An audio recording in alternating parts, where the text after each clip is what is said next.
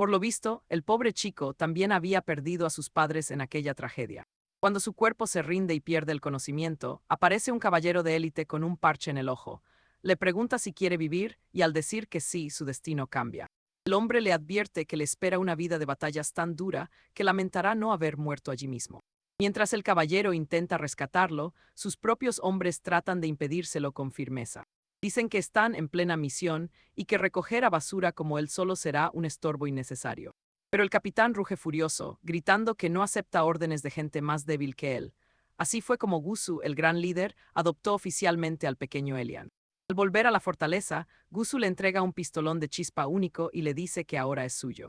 Le explica que deberá vivir y morir aferrado a esa arma, aunque sabe perfectamente que su muerte todavía queda en un futuro muy lejano. Gusu le ofrece comida y agua, avisándole de que al terminar se convertirá en un guerrero, dejándolo totalmente impactado. Tras la comida, Gusu revela su plan maestro: entrenar a Elian sin descanso para convertirlo en un guerrero de élite en solo 5 años. Gusu es un profesional del combate que dirige operaciones de guerrilla por todo el continente. Tal como prometió, somete a Elian a entrenamientos brutales, enseñándole artes marciales y el manejo de todo tipo de armas legendarias. Mirad esto, pronto se volvió tan fuerte que nadie en la unidad se atrevía ya a tratarlo como a un estorbo. Un día, mientras entrenaba con su viejo mentor, sucede algo que nadie esperaba. Elian abate a un jabalí gigante de un solo disparo de precisión y lo lleva al campamento. Al conocer su hazaña, los soldados alucinan con su talento natural y solo tiene 10 años. Dicen que tiene más potencial que el gran capitán, de quien cuentan que puede atravesar el ojo de un ciervo a 1 kilómetro de distancia. 12 años después, en un campamento enemigo, los soldados hablan aterrorizados sobre la aparición de un mercenario legendario llamado Escarlata. Rumorean que Escarlata es un tirador infalible capaz de darle al ojo de un tábano a 2000 pasos de distancia. Con alguien así en su contra, saben que están completamente acabados. Un recluta que no cree en cuentos de hadas se burla de esos rumores, pero entonces ocurre algo totalmente inesperado. Un proyectil le atraviesa el cráneo de la nada, desatando el caos absoluto en todo el campamento militar. Se encuentran en lo más profundo de su territorio y creen que es imposible que alguien se infiltre. Pero de repente suena otro disparo y esta vez es el propio general quien cae muerto al instante. Mientras tanto, descubrimos que el temido Escarlata es en realidad Elian. De lo que pensáis, y sí, Elian se lo pasa en grande desde una torre lejana mientras aniquila a todo el campamento. Tenía la misión de eliminar al general por 50.000 piezas de oro. Al intentar retirarse para informar a su mentor, una unidad enemiga lo avista y se lanza al ataque inmediatamente. Se ve obligado a desenfundar su arma corta para poder ocuparse de todos ellos. Al ver su arma, se burlan llamándolo novato.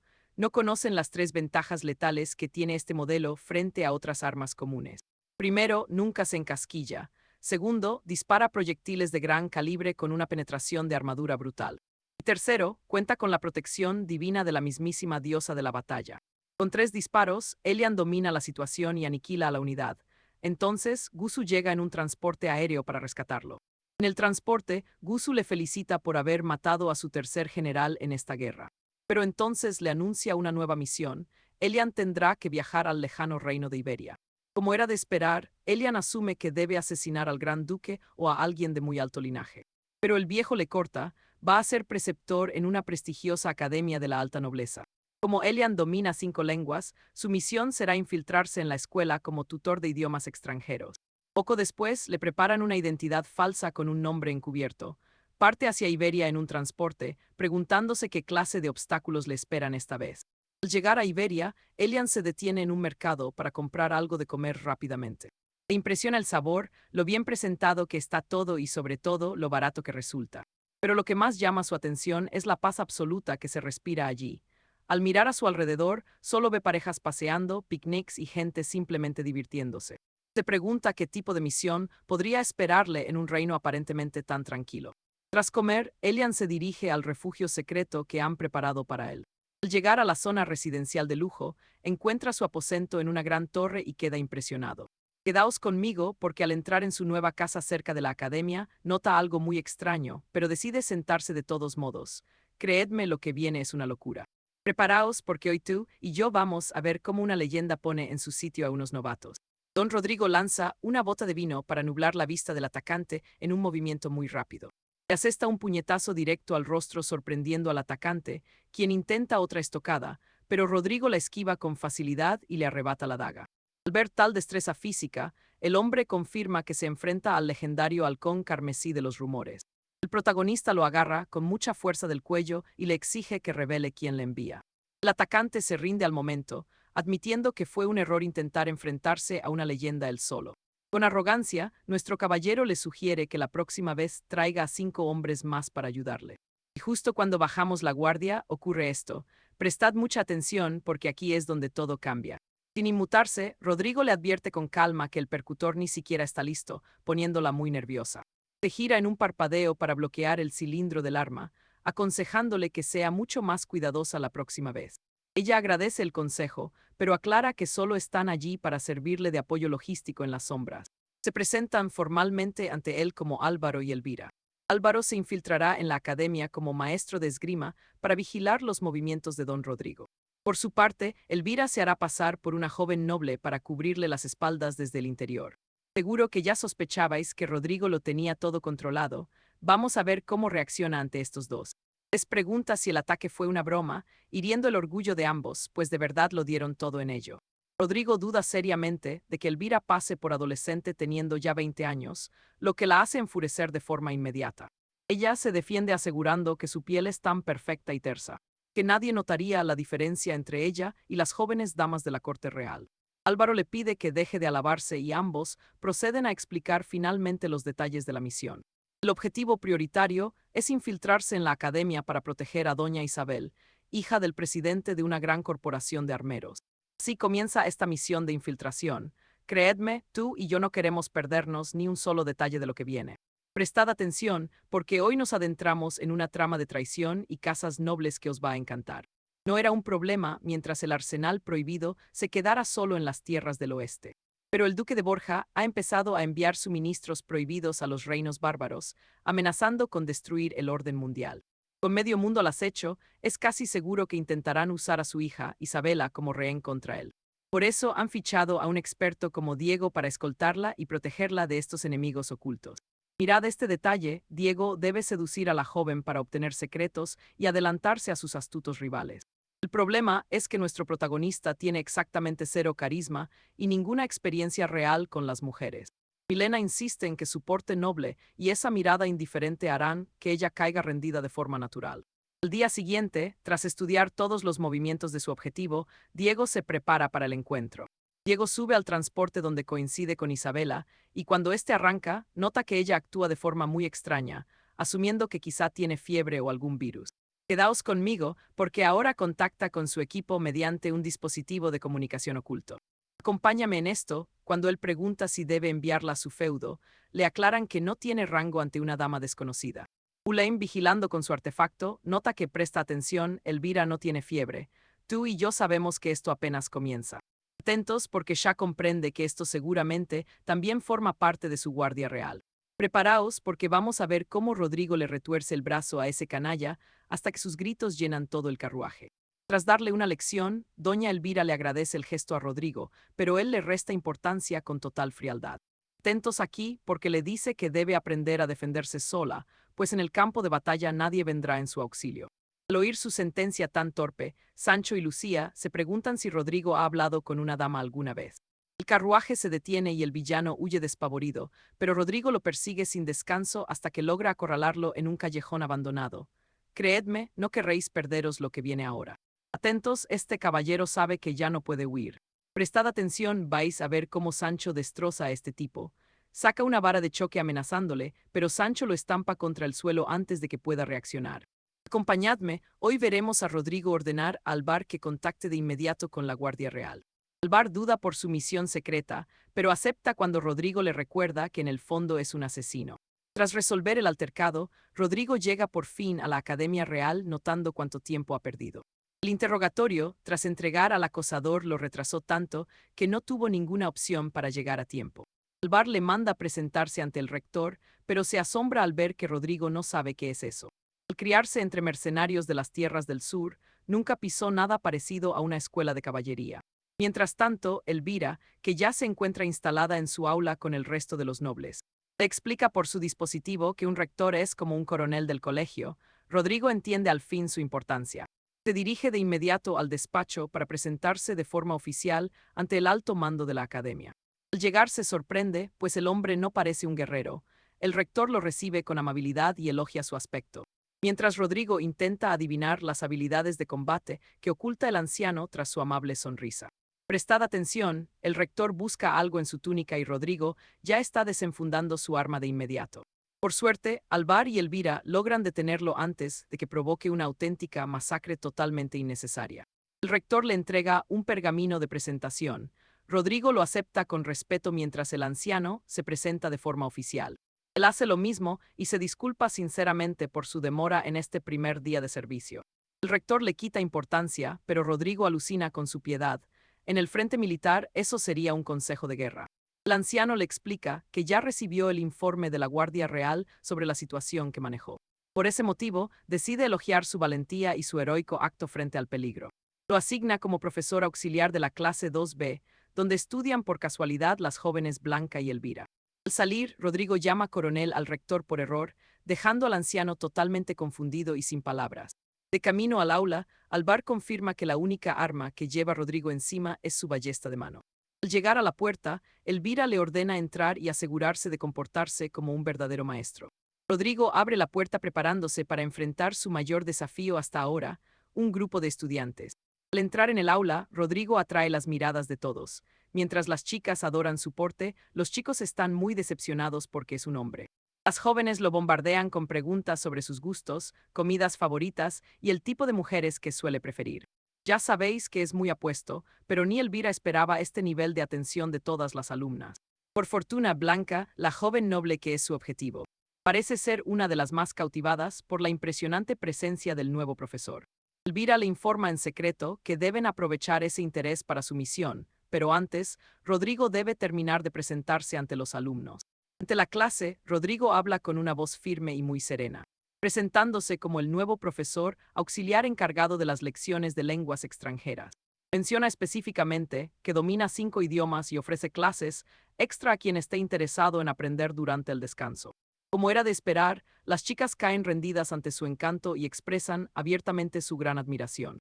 Mientras tanto, un joven noble enamorado de Blanca arde de envidia al verla sonrojarse por el nuevo profesor. La profesora titular queda impresionada por su rango. Al preguntarle por sus aficiones, Rodrigo piensa en la casa, pero calla. Decide declarar que su pasión es el entrenamiento físico, despertando aún más el interés de todos sus alumnos. Sin embargo, un estudiante mediocre lo observa desde su sitio con un odio profundo y mucha envidia. Resulta que él dijo lo mismo hace tiempo, pero todos sus compañeros se burlaron de sus supuestos entrenamientos. Ver la reacción tan distinta que genera el atractivo profesor le resulta algo totalmente insoportable de ver. Lanza un pesado proyectil de papel con todas sus fuerzas, intentando que el nuevo maestro pierda su compostura. Para su sorpresa, Rodrigo se gira y atrapa el objeto con facilidad justo antes de que lo golpee. Luego lo tira a la basura con total elegancia, haciendo que las chicas se enamoren todavía más de él. Durante el descanso, las alumnas buscan a Rodrigo por toda la academia sin éxito. Blanca también desea hablarle para tratar unos asuntos personales. Cuando Elvira se da cuenta de su extraña ausencia. Quedaos conmigo, Alvar acaba de encontrarlo y os aseguro que no está en una situación precisamente pacífica. Sebastián avisa a Mencía y, creedme, vais a ver cómo este caballero pone patas arriba toda la Academia Real. Mientras tanto, tras los muros del patio, Sebastián se reúne con un noble que quiere hablar sobre Doña Blanca. Al ver al joven con una masa de entrenamiento, Sebastián pregunta si es de la Orden de la Masa, pero el chico responde que es del gremio de holgazanes. Tan despistado como siempre, Sebastián duda de que ese gremio exista, haciendo que el joven pierda los estribos totalmente. El noble le confiesa su odio. Atentos ahora, porque aquí es donde las cosas se van a poner muy intensas. Sebastián dice que no sabe qué siente ella, pero se marcha porque no tiene ganas de jugar a las masas. El estudiante estalla y carga con su arma, gritando que piensa aplastarle la cabeza de un solo golpe directo. Cuando lanza el ataque, Sebastián lo esquiva con elegancia y le advierte que su alcance es simplemente muy malo. El chico lanza más golpes, pero Sebastián le da una lección sobre cómo atacar correctamente mientras esquiva cada envite. Al final se cansa del juego y deja al estudiante inconsciente con un suave toque de su palma. Sir Rodrigo y Mencía llegan horrorizados. ¿Habéis visto eso? Sebastián no lleva ni un día y ya causa estragos. Sebastián ha derrotado a un noble en su primer día y, sin más, se lo carga al hombro hacia la enfermería. Al cruzar los claustros, todos los caballeros se quedan boquiabiertos ante semejante y extraña escena. Algunos reconocen al rebelde del segundo pabellón y asumen que se habrá lastimado haciendo alguna de sus típicas tonterías. Pero las damas se preguntan quién es ese nuevo y apuesto maestro de armas. Sir Rodrigo y Mencía intentan calmar los ánimos, gritando que el joven simplemente tropezó y perdió el sentido del golpe. Una vez llegan a la clínica del castillo y recuestan al joven rebelde sobre uno de los jergones. Mencía le pregunta si es consciente del lío monumental en el que los ha metido. Él responde que esto le recuerda a cuando intentó desafiar a su padre y acabó recibiendo una paliza legendaria. En ese momento, ellos comprenden que Sebastián vive en una realidad totalmente distinta a la de una persona normal. De repente, el sanador entra corriendo junto al gran maestre, ambos completamente asfixiados por el gran esfuerzo realizado. Tras recibir 1000 quejas, vienen a verificarlo. Me da que esto es solo el inicio de una leyenda épica. Acompañadme a ver este lío, mientras el director pregunta qué demonios ha pasado exactamente en la enfermería del reino. Milena miente al instante diciendo que el alumno resbaló con una cáscara de fruta y quedó inconsciente al golpearse contra el suelo. Explica que Sebastián lo encontró así por casualidad y que tuvo que cargarlo él solo hasta la enfermería del Liceo Real. El sanador interrumpe diciendo que esa herida no parece un simple resbalón y que a él no lo van a engañar tan fácil. El viejo sanador empieza un discurso aburrido sobre sus 40 años de servicio y presume de tener incluso un cinturón negro en técnicas de combate. Concluye afirmando con total seguridad que el alumno fue golpeado claramente con un impacto de palma por alguien experto. Se gira hacia Sebastián y lo acusa directamente por tener toda la pinta de ser alguien que conoce técnicas de lucha. El director está totalmente incrédulo ante la acusación, pero decide esperar pacientemente a que el joven Sebastián lo desmienta todo. Ahora estad atentos, aquí es donde se complica.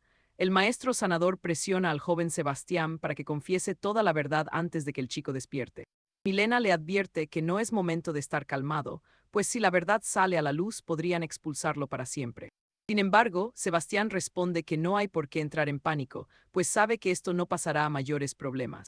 Además, confía en que podrá proteger a su objetivo incluso si termina siendo expulsado de su puesto en la academia. De repente, el alumno despierta gritando y revisando si sigue vivo, reconociendo al poco tiempo que se encuentra en la enfermería. Cuando el maestro sanador le pregunta si Sebastián fue el responsable directo de lo que le ocurrió. Mirad, esto es frustrante.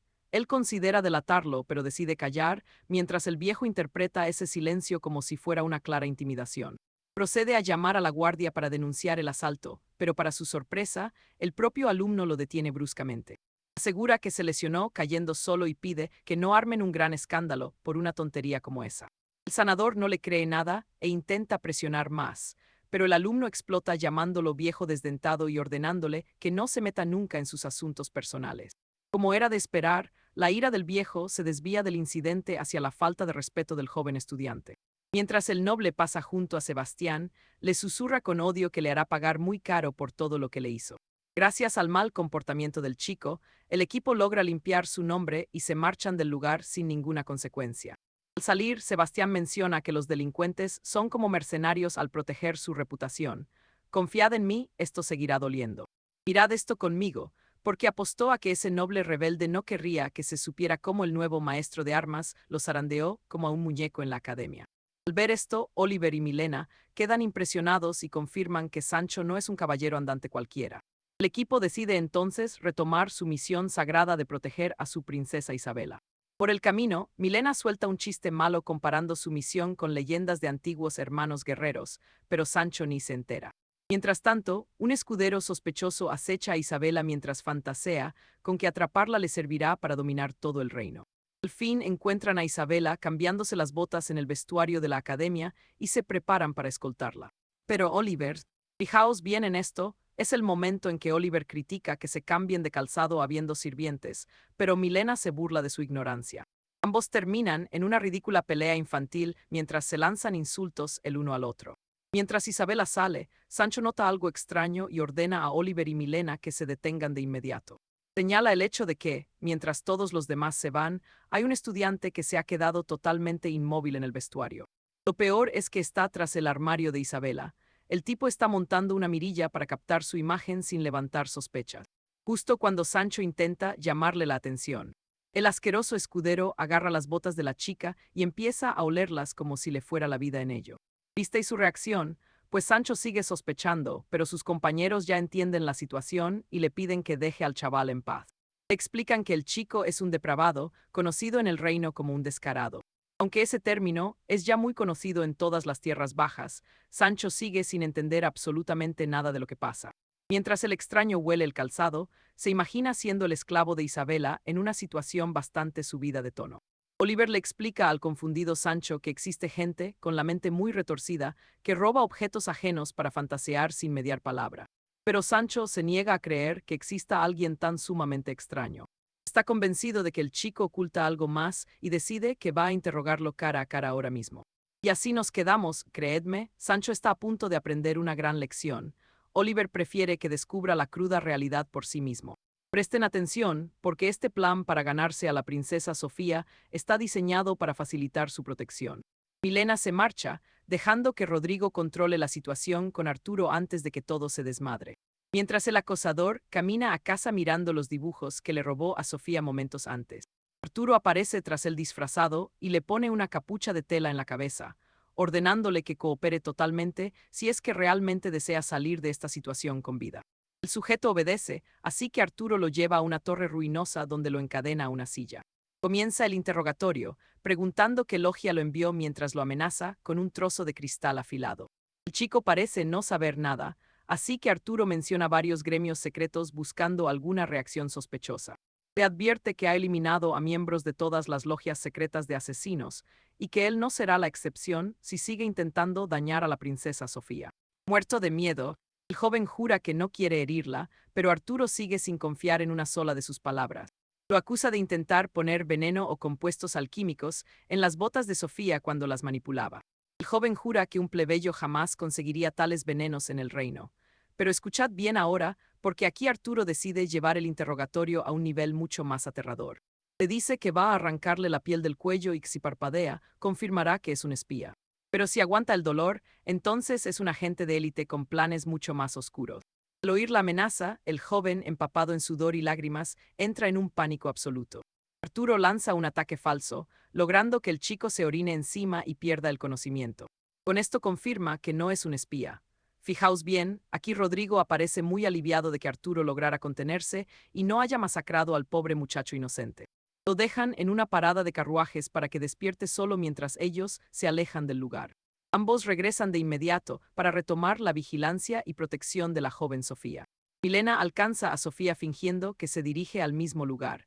Pero lo que no saben es que un tirador oculto aguarda órdenes para disparar su flecha contra la princesa. Al ver a Milena acercarse a Sofía, el asesino. El tirador decide esperar el tiro perfecto. Creedme, lo que viene ahora os va a dejar sin aliento. Quedaos conmigo.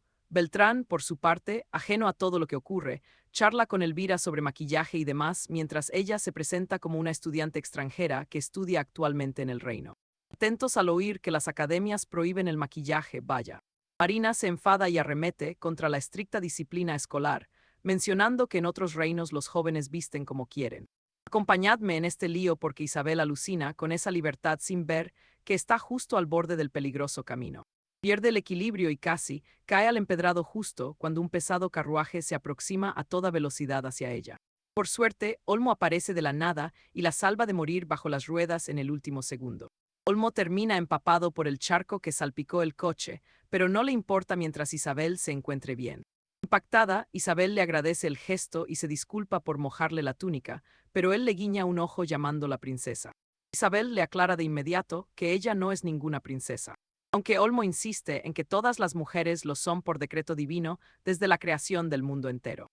Él intenta besarle la mano, pero Marina, harta de verle babear por Isabel, estalla y lo noquea con un golpe de leyenda. Le grita que besar la mano a una desconocida es algo que no está permitido en estas tierras del reino. Prestad mucha atención aquí, porque mientras ellos se lanzan insultos, Isabel se ríe pensando que parecen hermanos peleándose por puras tonterías. Los mercenarios hablan en privado y Marina se entera por Olmo de que alguien intentó atentar seriamente contra la vida de Isabel. Mientras tanto, en lo alto de la torre, un tirador tiene a la joven Isabel en su punto de mira. Pero Sebastián aparece y le vuela la cabeza antes de preguntarse quiénes son estos tipos que quieren capturarla a toda costa. Esa noche, Catalina, su dama de llaves, ve a Isabel suspirar sin parar y le pregunta qué es lo que tanto le preocupa. Isabel se pone nerviosa, pero Catalina le recuerda que debe llamarla por su nombre, tal como su padre ordenó hace tiempo. Ella duda un momento pero acaba obedeciendo, logrando que la estricta criada se calme y se relaje finalmente. Entonces le recuerda que jamás debe olvidar su orgullo como heredera de la noble casa de Moncada, un linaje de la nobleza. Tras recibir el sermón, Isabel le pregunta a Catalina si alguna vez ha sentido lo que es estar enamorada de verdad. A la criada le cuesta procesar la pregunta, pero al entenderla, explica cómo pertenecer a la nobleza afecta a los asuntos del corazón. Isabel niega estar enamorada, pero Catalina le asegura que no hay reglas familiares que prohíban fijarse en un simple plebeyo. Le dice que, pese a ser una simple empleada de los Moncada, de lo que estáis pensando, y sí, ella antes que criada es mujer y aliada de todas las jóvenes que están enamoradas. Le toma las manos y le hace una promesa de meñique jurándole que apoyará cualquier decisión que tome en el futuro. Isabel celebra tener una aliada, sin llegar a escuchar que Catalina espera que el caballero en cuestión sea alguien con sentido común. Ese caballero está disparando ahora mismo a unos maniquíes de práctica, acertando justo en el centro de todos sus objetivos. Marina revisa los blancos y ve que los disparos están desviados a la izquierda, cuestionando si a eso se le llama puntería. Olmo le enseña un mapa de anatomía humana y le explica que el corazón de las personas está en el lado izquierdo. Luego alaba a Sebastián diciéndole que ganaría la medalla de oro en el gran torneo real con ese nivel de habilidad. Sebastián desprecia el torneo por ser para aficionados, asegurando que él es un profesional que no participa en juegos de niños. Pide información sobre la organización enemiga, pero al ver la actitud de Olmo, cuestiona seriamente si de verdad hace su trabajo. Olmo le aclara que la verdadera especialista en inteligencia y la más lista de todo el grupo es su compañera Melissa. Ella nota que la miran y les confirma que está usando todos sus recursos sin haber encontrado ninguna pista sólida todavía. Sebastián señala que el enemigo tiene poder y oro suficiente para contratar incluso a un ballestero de élite muy experimentado. Dice que el hombre que mató era un soldado profesional y que ese tipo de arma no entra fácilmente al reino. Analiza los detalles y anota el nombre del arma, su año de fabricación y el país extranjero de donde proviene. Olmo añade que, si hay una ballesta Dragunov de por medio, es solo cuestión de tiempo saber quién maneja los hilos. Marina saca un hacha y lo llama idiota, porque nadie cuerdo iría por la calle con un arma ensangrentada a plena vista. Concluyen que no pueden rastrear a la organización por el origen del arma, así que solo les queda esperar su siguiente movimiento. Sebastián conecta los espejos mágicos de vigilancia mientras ordena seguir protegiendo a Isabel hasta que el gran jefe dé alguna señal. Todos aceptan el plan, pero Olmo entra en pánico al ver por el espejo que Isabel se está cambiando de ropa. Se deleita con la vista dando gracias al cielo, pero de repente el espejo de comunicación se apaga por completo. Entonces ve a Marina apuntándole con una pistola y mirándolo con odio mientras dice que solo está practicando su puntería. Las balas silban en el aire y Olmo tiene que esquivarlas para salvar el pellejo en el último segundo del ataque. Vaya lío y mientras pelean, Sebastián piensa en la extraña misión que le dio su padre. Seguid conmigo para ver qué pasa. Preparaos porque hoy vamos a ver una misión donde nada es lo que parece y el objetivo es confuso. Diego se pregunta si proteger a Isabel basta o si hay un secreto oscuro oculto en este encargo real. Mientras tanto, una patrulla celebra su victoria tras un asedio, pero un soldado curioso decide buscar al último líder enemigo dentro del edificio. Al encontrarlo, se queda perplejo viendo al anciano observar el cielo nocturno con una calma absoluta. El recluta informa a su capitán de que el prisionero parece haber perdido el juicio. El líder le dice que solo soñaba con su patria lejana. Esa noche, Diego revive en sueños su pasado más sangriento. Recordó cómo su padre adoptivo lo rescató de la muerte para entrenarlo como el caballero más letal del reino. Al crecer, Diego fue apodado el Caballero Carmesí por el rastro de sangre que dejaba en cada campo de batalla. En aquellos tiempos, Diego dominaba la guerra con sus llamas carmesíes. Ahora teme que ese fuego acabe consumiéndolo. Al amanecer, decide entrenar un poco antes de empezar sus tareas. Por desgracia, Oliverio entra en su alcoba sin avisar y lo pilla, totalmente desprevenido y sin ropa. Esa imagen se le queda grabada. Oliverio bromea diciendo que necesitará 6 citas con damas nobles para olvidar semejante visión. Mientras Diego se viste para la academia. Pregunta a Oliverio si es un experto en seducir, y este fanfarronea diciendo que lo lograría en un día. Diego quiere saber qué hace allí, y Oliverio confiesa que le preocupa el cambio tan brusco entre la guerra y la paz. Luego lo invita a desayunar juntos antes de partir hacia las clases en la academia. Diego acepta y ambos se dirigen al centro educativo tras unos minutos. En el aula lee una novela antigua mientras las alumnas suspiran. Martina nota que Isabel está roja como un tomate. Sin embargo, un noble llamado Enrique arde de celos al ver cómo el profesor enamora a todas las jóvenes. Él desearía ser popular, pues cree que su alma es mucho más pura que su aspecto físico. Al mismo tiempo, Fausto lanza miradas asesinas mientras Isabel observa a Diego con pura admiración. Más tarde, Enrique busca a Fausto y viendo su furia, le propone unir fuerzas contra el nuevo profesor. Fausto duda por ser un lobo solitario, pero Enrique presume de su inmensa fortuna familiar para convencerlo por fin. Enrique propone pagar a unos mercenarios para que Fausto los dirija y le den una paliza a Diego. Fausto acepta el trato de inmediato y sellan su alianza con un apretón de manos. Atentos a esto, porque Fausto convoca a todos los matones de la ciudad prometiéndoles una recompensa generosa. Al día siguiente, cuando Isabel baja del carruaje y camina hacia la entrada, todos admiran su belleza, mientras Oliverio y Martina la vigilan desde lejos usando un halcón mecánico espía. Oliverio alaba la hermosura de la dama, y hasta Martina reconoce que Isabel está en otro nivel. Martina cree que aún tiene alguna posibilidad, pero Oliverio le quita la idea y casi terminan peleando. Extrañado, Oliverio pregunta por qué Isabel va tan desprotegida y caminando sola por la calle. Martina le recuerda con firmeza que precisamente para eso los han contratado a ellos dos. Oliverio menciona que los nobles suelen llevar escolta. Martina explica que las reglas de la academia prohíben usar carruajes. La institución busca evitar el clasismo y mezcla a todas las capas de la sociedad actual. Martina añade que el lema del centro es la independencia y la autosuficiencia personal. Oliverio lo interpreta como una forma de que los ricos aprendan de la gente común. Martina cuenta que el padre de Isabel quería un convento, pero ella insistió en ir a Santa Marta. Mientras la observan, Oliverio comenta que Isabel tiene el poder de cautivar a cualquiera con solo caminar. Martina señala que lo mismo pasa con Diego, a quien todas las jóvenes persiguen por los pasillos. Fijaos bien, porque harían una pareja real, perfecta, si vivieran en una época mucho más noble. Martina coincide, aunque advierte que cuando un príncipe y una princesa se aman, el desastre acecha. Le ordena mover el halcón espía y ven a Fausto con un grupo de mercenarios bloqueando el paso. Fausto saluda a Diego con burla, pero este responde con total indiferencia. El muchacho se enfurece ante la calma de su maestro, pero sigue decidido a cortarle el camino. Oliverio y Martina se ríen de Fausto por traer refuerzos. ¿Podrá Diego con todos? Lo veremos pronto. Ulrico le advierte a Milena que los números no significan nada frente al legendario guerrero carmesí. Acompáñenme porque hoy veremos a un preceptor con un pasado muy oscuro. Sebastián se quita la corbata y lleva a Hugo al río. Allí, Hugo presume con arrogancia que superan a Sebastián 20-1. Cree que el maestro no tiene oportunidad por la superioridad numérica. Así que le da la opción de llorar y suplicar perdón para salvar su pellejo. Para su sorpresa, Sebastián les impone la misma condición y les recuerda que no desea pelear porque sigue siendo su mentor académico. Se ríen de él concluyendo que el maestro es pésimo en matemáticas. Con 2 palabras, Hugo ordena a sus matones atacar a Sebastián. Se lanzan de inmediato, pero él los despacha a todos como si estuviera dando un simple paseo por el jardín real.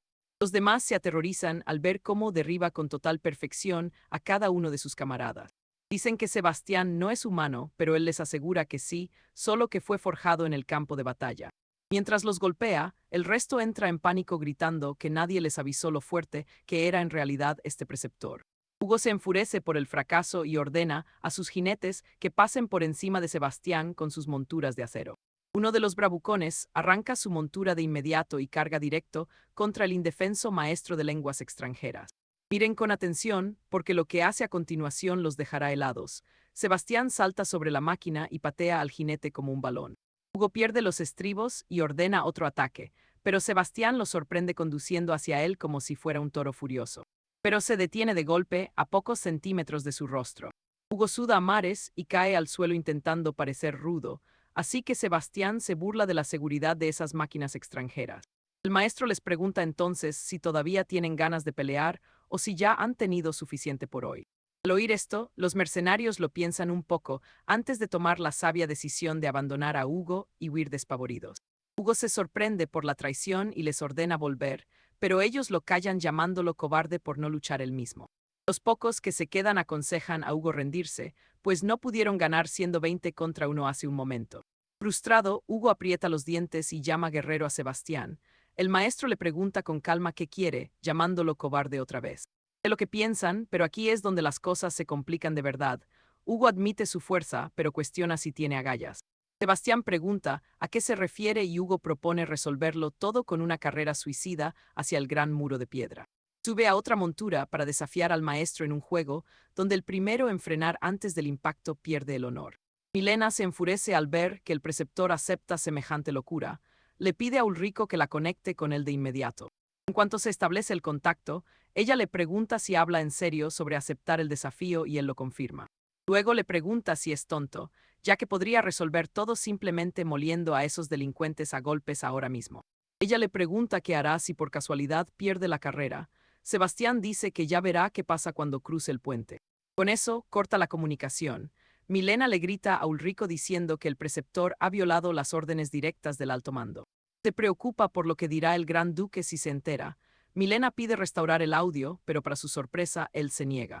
Ella estalla y lo golpea por ser tan estúpido, pero Ulrico le asegura que Sebastián nunca perdería un duelo de este tipo. El día que Sebastián noqueó a Hugo cuando éste intentó atacarlo, el maestro llevó al muchacho de vuelta a la enfermería real. Ulrico le preguntó entonces por qué era tan amable con el chico. Sebastián narró su pasado con un joven soldado en las selvas. A pesar de su corta edad, Sebastián y el comandante supremo le permitieron participar en la guerra porque el pequeño necesitaba alimentar a su humilde familia.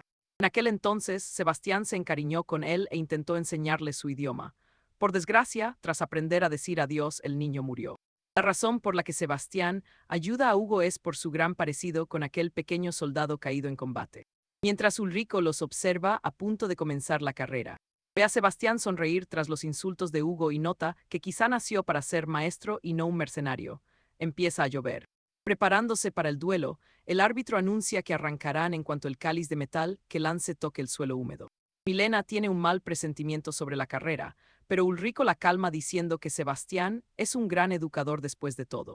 Ella no está de acuerdo y dice que solo es un mercenario legendario. Aún así, Ulrico cree que será un maestro legendario. Lleno de curiosidad, espera ansioso el desenlace de esta competencia mortal. Unos segundos después, el árbitro lanza el objeto al aire y al aterrizar, las monturas salen disparadas. Sebastián acelera hacia el muro. Quédense conmigo, porque lo que viene a continuación será una auténtica locura. Hugo acelera y sus hombres temen por su vida. Acompañadme para ver cómo Rodrigo no vacila ni frena, aunque el muro está más cerca que nunca. Al ver esto, Elvira se aterroriza sabiendo que Mateo morirá si chocan así, mientras Beltrán elogia el valor del joven escudero. Elvira le preocupa la carrera de Rodrigo, pues si deja morir al chico, su honor como instructor habrá terminado. Beltrán asegura que eso solo pasaría si Rodrigo lo abandonara, pero está convencido de que el caballero no haría algo así. Rodrigo observa a Mateo arriesgarlo, todo por su orgullo justo antes de que ocurra lo peor al final del camino. Mateo tira de las riendas, aterrado de acabar convertido en una masa de carne contra la fría piedra. Fijaos bien, Rodrigo salta de su montura para salvarlo, actuando como un escudo humano para proteger a Mateo de cualquier herida fatal. Mientras tanto, sus veloces caballos mágicos se estrellan con violencia contra el muro. Rodrigo se levanta con una herida en la frente preguntando si Mateo está bien. El chico despierta viendo que sigue con vida. Mateo comprende que Rodrigo le salvó. El caballero respira aliviado al ver que el chico está ileso y simplemente decide marcharse de allí. Confundido, Mateo le grita por qué lo salvó, diciendo que debió haberlo dejado solo ante su destino. Rodrigo comprende que Mateo actúa así por su profunda soledad. El joven aprieta los dientes ante la verdad y le exige que no sienta lástima por él en absoluto. Mateo recuerda entonces cómo sus padres lo ignoraron, obligándolo a sobrevivir por su cuenta en este reino tan frío y solitario. Rodrigo se acerca y le explica que en las tierras que él conoce, nunca se abandona a los niños pues son valiosos activos de combate y fuerza de trabajo. Le cuenta que viene de un mundo donde la vida de un niño no vale nada, pero es un problema que Mateo no haya buscado ayuda en todo este tiempo. Rodrigo le extiende su mano y el chico se queda impactado al ver que alguien finalmente se preocupa por su bienestar.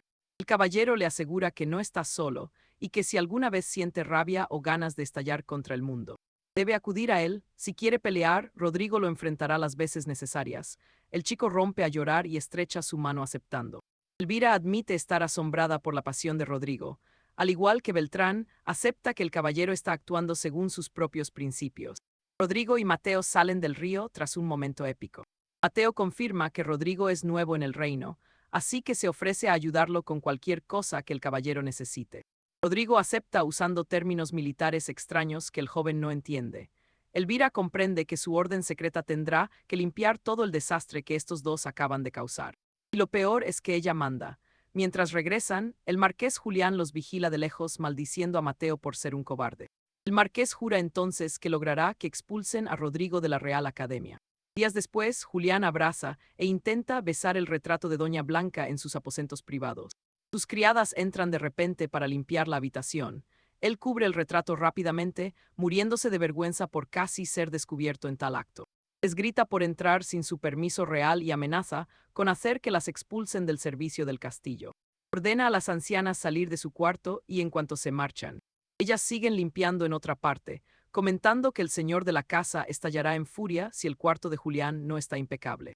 Otra doncella le dice que no se preocupe, pues el duque siempre está tan ocupado que rara vez vuelve a la mansión. Y cuando vuelve, se marcha directo a su villa de verano para pulir su jarrón favorito con total dedicación. Tal como decían, el padre de Julián admira su jarrón, al que llama Caquimón un auténtico tesoro del reino. Mientras, las criadas están hartas del comportamiento de Julián, quien hace lo que quiere al estar malcriado por el oro familiar. Pide comida de fuera teniendo sirvientas. Furioso por sus quejas, Julián las llama plebeyas que no tienen derecho a cuestionar cómo gasta su gran fortuna. Ellas lo miran con desprecio y juran que se asegurarán de que sus propios hijos no acaben siendo como él. Una semana después, Doña Blanca toca el clavicordio en clase de música y todos los estudiantes la ovacionan con entusiasmo. Beltrán y Elvira confirman que Blanca está a salvo. Comentan que todo ha estado tranquilo y en paz desde aquel terrible incidente con el ballester oculto. Curiosa, Elvira le pregunta a Beltrán qué ha estado haciendo Rodrigo, ya que no lo ha visto en toda la mañana. Beltrán le informa entonces de que el abad Tizona está reprendiendo duramente a Rodrigo en estos mismos momentos. Elvira abandona la sala de música al enterarse de que el gran abad ha convocado al caballero a su despacho. En el despacho, Tizona le comunica a Rodrigo que hay un caso preocupante contra él. Rodrigo se mantiene firme ante su superior como si estuviera ante un gran general. Al preguntar qué hizo, el abad le muestra retratos mágicos donde aparece apaleando a los maleantes a la orilla del río. Rodrigo dice que solo fue una lección especial fuera de los muros del castillo y no ve ningún problema en ello. El abad dice que los nobles tienen los retratos, final amargo amigos. Preparaos porque hoy veremos cómo Diego confunde al Consejo con la Alianza del Norte, creyendo que es su versión oriental. Pero el marqués de Tobar le aclara que es la asociación de padres. Diego, sin entenderlo, se queda tranquilo. Pero el director le advierte que no subestime al Consejo, pues ellos mandan más que el propio director de la academia. Eso le golpea como un cañón, ya que su respetado superior es totalmente impotente ante el Consejo de Guardianes. Entonces le habla de doña Úrsula, la presidenta y esposa de un influyente miembro de la Asamblea del Reino. Mientras Diego intenta comprender ese poder político dentro de su propia nación. Fijaos bien aquí, Tobar le muestra una misteriosa carta exigiendo su despido o filtrarán pruebas de sus violentas peleas. Sabiendo que esto arruina su misión, Diego investiga. Está seguro de que Felipe no le traicionó ante el Consejo, por lo que sospecha que hubo un tercer aliado secreto que ayudó al joven a reunir a su banda. Diego sospecha de esa tercera persona y le asegura al marqués que llegará al fondo de todo este turbio asunto. Tras la reunión, nuestro caballero se reúne con sus fieles camaradas para informarles de la grave situación actual. Para entonces, doña Isabela ya se había retirado. Pronto, Úrsula difunde panfletos de Diego castigando a los jóvenes alumnos. Censura sus ojos en las fotos como si eso bastara contra la difamación. Rodrigo le pregunta con curiosidad cómo planea resolverlo al verlo tan relajado. Lucía no está de acuerdo y le exige un plan estratégico contra el Consejo. El despistado caballero llama al Consejo la versión académica de la Alianza del Norte. Pero sus aliados notan que no sabe qué es el Consejo. Alvar le explica que es un cuerpo auditor que vigila el orden de la academia. Al oírlo, Diego se calma y dice que no hay problema porque él siempre está del lado del orden. Alvar pide explicaciones. Diego responde que simplemente les estaba dando a los muchachos una lección de guía educativa. Lucía no está muy convencida y le recuerda que hubo demasiados heridos en su pequeña demostración pedagógica. Le advierte que no están en un drama de profesores apasionados y que esa era ya pasó. Alvar responde que solo tienen que crear la propia era de Diego. Discuten un buen rato hasta que Rodrigo le pregunta si ha conseguido información sobre quién planeó todo este incidente. Lucía sonríe, fijaos bien, y afirma que ha hallado al culpable. Enseña retratos del vizconde Hugo, un noble rico que organizó toda la emboscada y la grabó para atrapar a Diego. Rodrigo pregunta por su motivo. Lucía explica que Hugo ama a Isabela, así que odia a Diego por ser tan popular entre las damas. Alvar ve lo difícil del asunto, ya que no puede corregir a Hugo como a un delincuente común sin que el joven guarde un peligroso rencor. Lucía asiente, pero insiste en que tienen que resolver este caso pase lo que pase.